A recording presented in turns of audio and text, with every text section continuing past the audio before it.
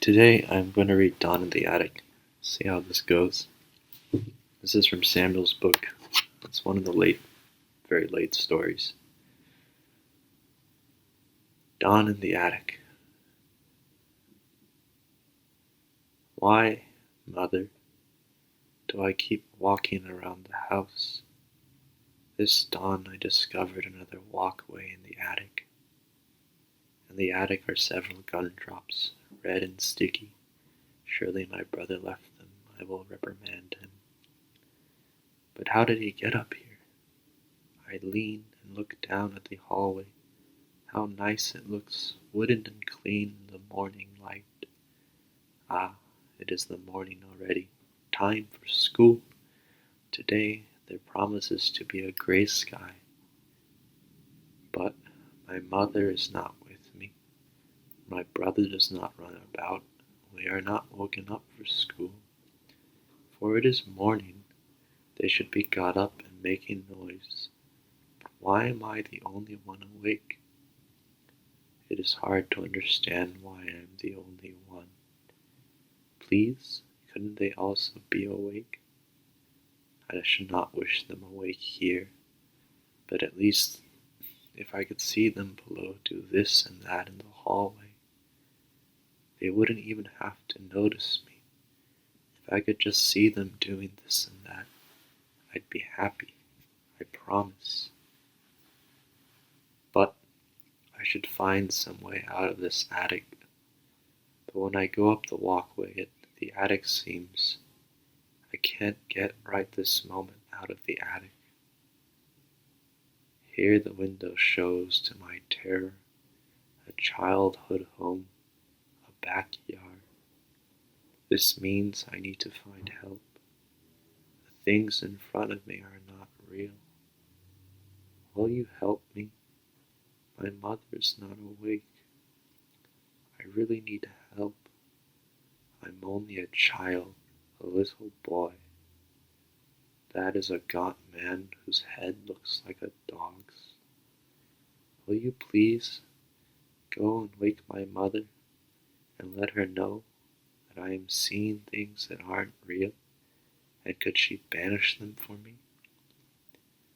Thank you. Wake my mother for me.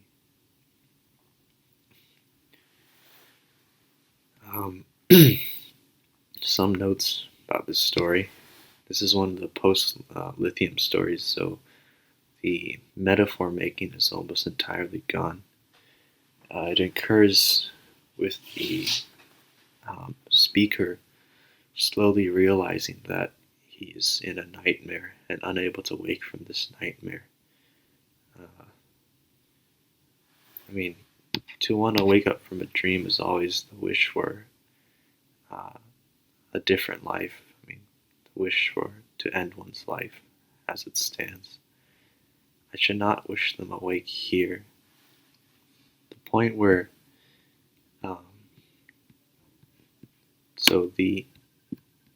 someone is calling me. Dang it. Turn that off.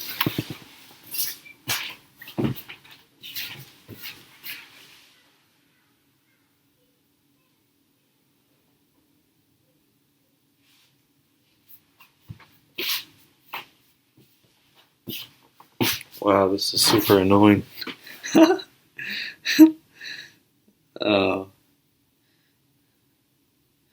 I really hope that wasn't recorded, but I suppose it was. Fuck me. Alright. I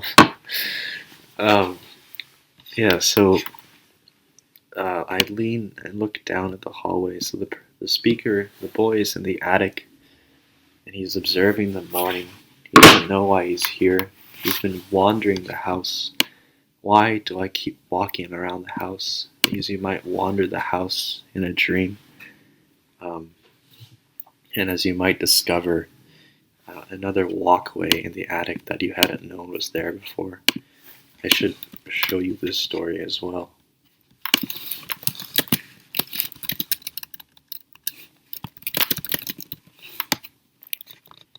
Sorry, I don't mean to. There's a line from Tomoe in the book where the same theme shows up. Hallway. Tomo in the book.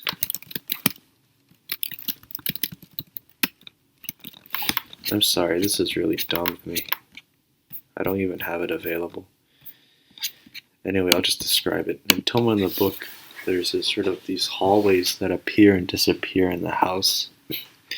It's like you stick a stick or a broom through the darkness behind a television, the space there, and you have no assurance that it'll stick through to the other side.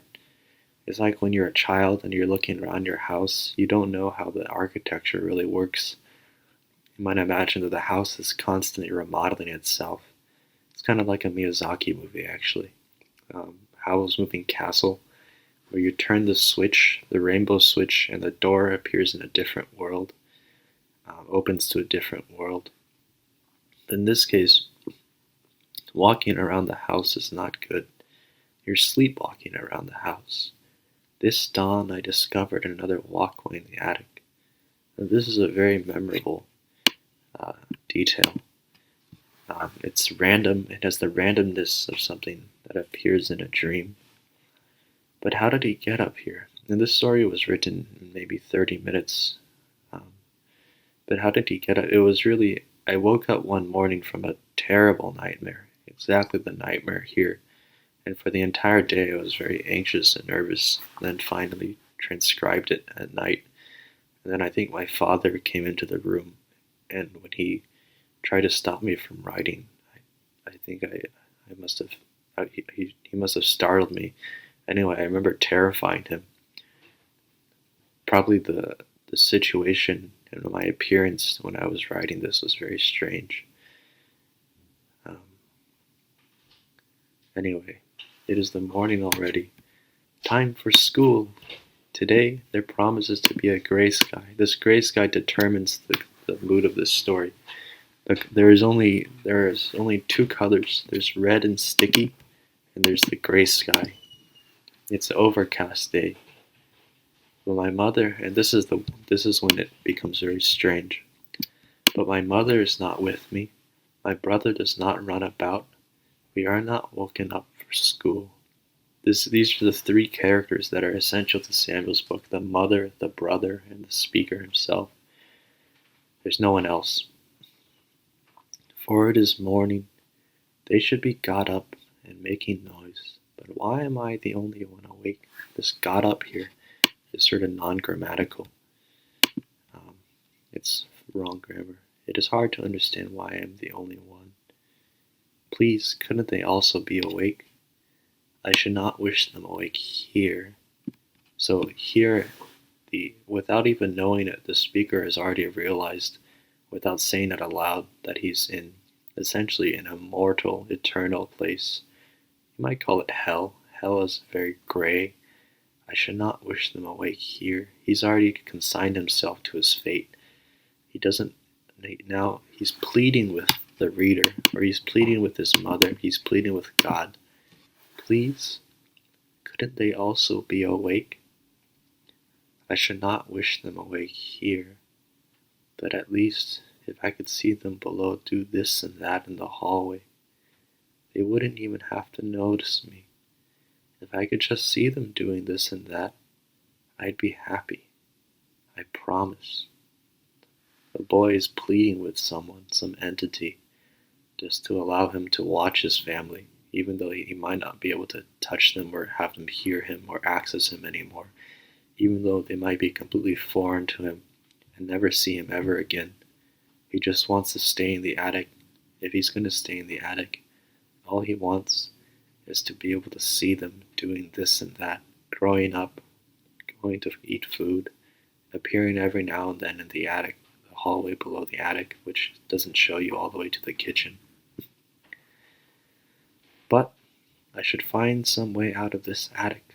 But when I go up the walkway, the attic seems, so the speaker has already sort of realized that he's stuck here, because he's begun to plead. So this is almost futile and unnecessary. I can't get right this moment out of the attic. He doesn't want to acknowledge that he's stuck here forever. I can't get right this moment out of the attic. Here the window. A nightmare is always eternal in the moment in which you're in the nightmare. Every second sort of deepens. It's so lucid that it's more real than life and more intense. And the intensity gives its time extra extension. It's so intense that each second seems infinite.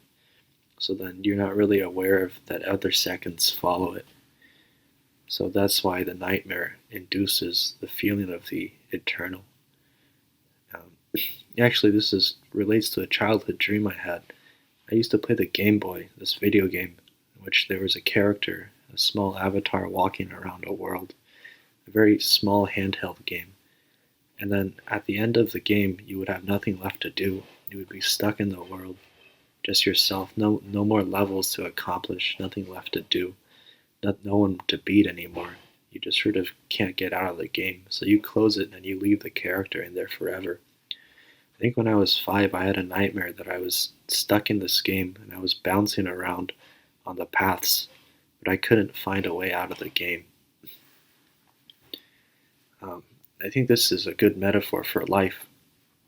A good life is one in which the game is fair, and the game produces results that are good. There are new characters to fight in the game. The parameters of the game make sense. Things don't sort of break up with confusion. The physical reality of the world makes sense, and you don't want to turn the game off because the game is so entertaining and so productive. It produces new thoughts. You have new elucidations, new understandings of the nature of the game. This seems to me a very good metaphor for life, and at the same time, when the game becomes untenable and unbearable, then one has the right to turn off the game. Here the window one has the ability. So yes, I guess to be stuck in a nightmare is like to be stuck in a game that is no longer interesting and far more worse than not interesting. It's begun to be infinitely horrifying. The things in front of me are not real. This is the very inverse of Zhuangzi's quote. When he dreams about he's a butterfly and he wakes up and he says, "I did not know if the butterfly was dreaming me, or if I am the one dreaming the butterfly." In that case, there's a sweet sort of Chinese lethargy and laziness about it. But here, this is just pure terror, the realization that the reality in front of you is not real. The things in front of me are not real. And it's unclear to who he's pleading. Will you help me? My mother is not awake. I really need help. I'm only a child, a little boy. He's pleading. He's putting forward his case.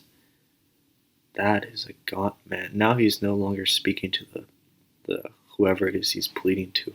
He's merely reporting absent-mindedly. That to himself. That is a gaunt man. My uncle was very gaunt. My uncle had epilepsy. That is a gaunt man whose head looks like a dog's.